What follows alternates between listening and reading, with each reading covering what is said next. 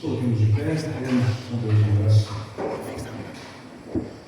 Querido Deus e Pai Santo, louvamos e bendizemos o Teu nome por Tuas ricas misericórdias que sempre nos alcançam no nosso dia a dia. O Senhor está sempre conosco, essa é uma promessa extraordinária da Tua mão, da Tua palavra, promessa que vem a nós e se cumpre em Cristo Jesus, o nosso amado Salvador. Agora, querido Deus, vem estar conosco também nesse momento de meditação, quando vamos parar por alguns minutos, olhar para a Tua palavra. Humildemente rogamos, tendo sempre a compreensão correta do que ela nos ensina. Teu Espírito Santo nos edifique e fortaleça a nossa fé por meio dela. E assim, querido Pai, também nos ajude para podermos ser testemunhas, compartilhando com nossos irmãos essa palavra que nos trouxe vida eterna e que traz a todo aquele que nela crê. No nome de Jesus, o Salvador, é que nós oramos. Amém. Pode sentar. Queridos irmãos e irmãs, o Senhor e Salvador Jesus Cristo, 2025 está chegando ao fim, mais algumas horas, e ele se encerra. E, se Deus assim permitir, já que nós não temos nenhuma garantia de que vamos ingressar no ano novo, apesar desse ser nosso plano, teremos diante de nós 2026. Sempre uma alegria a gente poder encerrar um ano, começar o outro ano.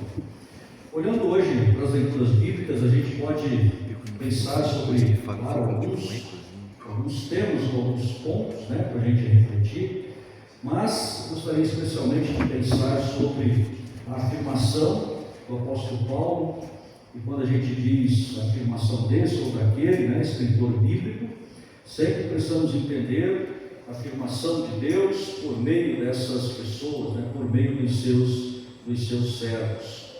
Ali no início do capítulo 8, versículo 31, que é o nosso texto da epístola para este dia, último dia do ano, lá Paulo ele fala assim, diante de tudo isso, o que mais podemos dizer? Se Deus está do nosso lado, quem poderá nos vencer? Ninguém, ele afirma. E quando a gente pensa nessa afirmação, a gente pode também pensar, por exemplo, nesse ano que está terminando, quem começou do nosso lado no ano de 2025 e esteve conosco até agora. E também pensando para o ano novo, quem vocês gostariam de ter durante o ano de 2026, do lado de vocês, na caminhada por esse ano novo? Eu tenho certeza que o desejo sempre é que a gente tenha, em primeiro lugar, a nossa família. Depois que a gente também tenha nossos bons e leais amigos. A gente, em contrapartida, sempre deseja que o mal não chegue perto de nós, que ele não ande do nosso lado. E as pessoas más também não. A gente sempre deseja que aqueles que podem, talvez, oferecer qualquer motivo de sofrimento, de tristeza no ano novo, esses não fiquem perto de nós, mas se apartem. Ao nosso lado, queremos sempre aqueles que podem nos promover o bem. Queremos sempre aqueles que podem ser companhias agradáveis, edificantes e que podem trazer benefícios, enfim, coisas boas para a nossa vida no ano novo. A afirmação de Paulo é que nós temos Deus do nosso lado. E ainda ele pergunta, se Deus está do nosso lado, quem poderá nos vencer? Ninguém. Na versão anterior, que eu acredito que era usada aqui também, a revista atualizada, ali a pergunta de Paulo é, se Deus é por nós, quem será contra nós? É esse mesmo texto. Então, independente de qualquer coisa, assim como nós iniciamos esse ano que está terminando, e a gente disse, Senhor, antes de qualquer pessoa, eu preciso que o Senhor esteja comigo. Eu preciso que o Senhor ande comigo, seja comigo durante o ano que vai começar. E essa é a nossa oração constante. E por que nós precisamos sempre de Deus? É porque Paulo diz que se Ele está conosco, se Ele está do nosso lado, se Ele é por nós, ninguém pode nos vencer. Ainda que alguém se levante contra nós, mas não há vitória para aqueles que se levantam contra Deus. Inclusive, num dos hinos, que nós cantamos, ali diz: contigo a só vitórias havemos de vencer. Essa é a certeza que nós temos. Mas ter Deus conosco, ou Deus ser por nós, ter Deus do nosso lado, nos garante que tipo de vitória? Que destemor é esse que nós podemos ter? Que tipo de derrota nós não precisamos temer se Deus está conosco, se Deus é por nós? Muitas vezes essa promessa que nós temos aqui, ela é bastante mal interpretada quando a gente pensa que então tudo vai dar certo do ponto de vista humano, tudo vai correr bem do ponto de vista carnal, do ponto de vista terreno para a minha vida, se Deus estiver comigo. Qualquer coisa que eu entenda ser algo ruim, ou qualquer pessoa, ou qualquer situação que se levante contra mim, o fato de eu ter Deus do meu lado, dele ser por mim, vai impedir que isso me atinja, ou vai impedir que isso me traga algum mal. A sequência das palavras de Paulo, elas nos mostram qual é o grande conforto que nós podemos ter, assim como tivemos até agora, podemos ter um ano novo, se Deus é por nós, ou se Deus está do nosso lado.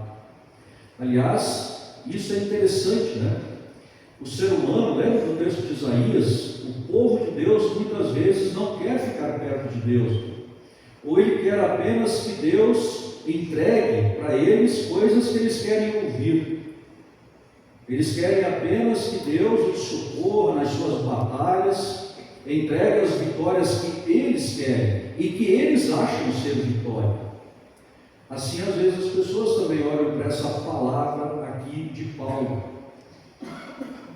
quando dizem: se Deus está comigo, nada pode me vencer. E acham que também as coisas são assim dentro dessa promessa. Mas o que diz respeito a isso, Então, a sequência do texto diz: porque se Ele não deixou de enviar o seu próprio Filho, antes o deu em favor, em resgate, ofereceu Jesus para nós e por nós, será que também não vai nos dar todas as coisas que nós precisamos? E aí então vem essa reflexão importante, quem pode nos separar do amor de Deus? Então essa é a grande garantia, essa é a grande certeza que Deus por nós e Deus do nosso lado nos dá. Não há nada que possa fazer com que Deus deixe de estar do nosso lado, deixe de ser por nós. Porque nós temos uma aliança com Deus, A aliança com Deus, ela é formada por duas partes. Toda aliança é formada por duas partes. A aliança que nós temos com Deus, ela é formada por uma parte fiel, Deus, e uma parte falha, pecadora e frágil, nós. Então, quem é que garante? Olha, eu não deixo vocês nunca. É a parte fiel e perfeita da aliança. E Deus, Ele prova isso. Jesus, por exemplo, contou a parábola da ovelha perdida, da dracma perdida, do filho pródigo. Ou seja, Deus prova nesse ensino de Jesus que ainda que quando a parte que não é perfeita, é falha, se afasta dele, Ele cumpre a sua promessa de ser por nós, de estar do nosso lado. Ele vai buscar, Ele vai procurar, Ele vai atrás. Então, o ato de separação, de apartar-se de Deus, nunca é da parte dele. Porque Jesus é a prova de que o amor que Deus tem por nós nunca acaba, E nada, absolutamente nada, pode fazer com que ele diminua. Jesus morreu por todo ser humano. E Deus ama todo ser humano. E mesmo que o ser humano seja um traste, Deus continua amando ele. E Deus quer a sua salvação. A questão é que muitas vezes a parte falha humana da aliança não quer. E rejeita a graça de Deus, ignora o que Deus tem para oferecer para ele ou para ela, e prefere andar em outros caminhos, prefere ir para longe da companhia de Deus. Mas isso não faz com que Deus deixe de amar essa pessoa, porque a promessa é: nada pode nos separar, nada pode fazer com que o amor de Deus que Ele tem pelo ser humano em Cristo deixe de existir, sequer diminuir. Então, essa é a garantia. Se Deus é por nós, e aí vem uma lista de coisas que a gente pode ter a certeza que não serão capazes de fazer com que Deus deixe de nos amar. Então ele diz assim, olha: serão os sofrimentos? Alguém deseja sofrimento para alguém no ano novo? Ninguém desejou isso para mim. Pastor, olha, e tem um péssimo ano novo, que seu ano novo já seja cheio de sofrimento. Ninguém deseja, né? Mas tem, não tem? Tem. Depois ele diz assim: as dificuldades, a perseguição, a fome, a pobreza, o perigo ou a morte. Nada disso. Agora, pensemos bem o seguinte: isso não faz com que Deus deixe de nos amar, e isso não faz com que o amor de Deus por nós diminua. Mas aí a gente tem que pensar o seguinte: e do nosso lado? E da nossa parte? Se isso acontecer no ano novo, nós vamos continuar do lado de Deus? Nós vamos continuar temendo a Ele, servindo a Ele, caminhando com Ele, chamando Deus para estar sempre com a gente? Ou se isso acontecer, ao invés das coisas boas que a gente deseja uns para os outros, e não há nada de errado nisso, viu, pessoal? É o nosso desejo de Deus, que tudo seja bom. Mas se não for assim, Deus ele diz: eu estou com vocês, não importa. Nada disso aqui pode fazer com que eu abandone vocês. E agora? E nós? Vamos ter a mesma palavra?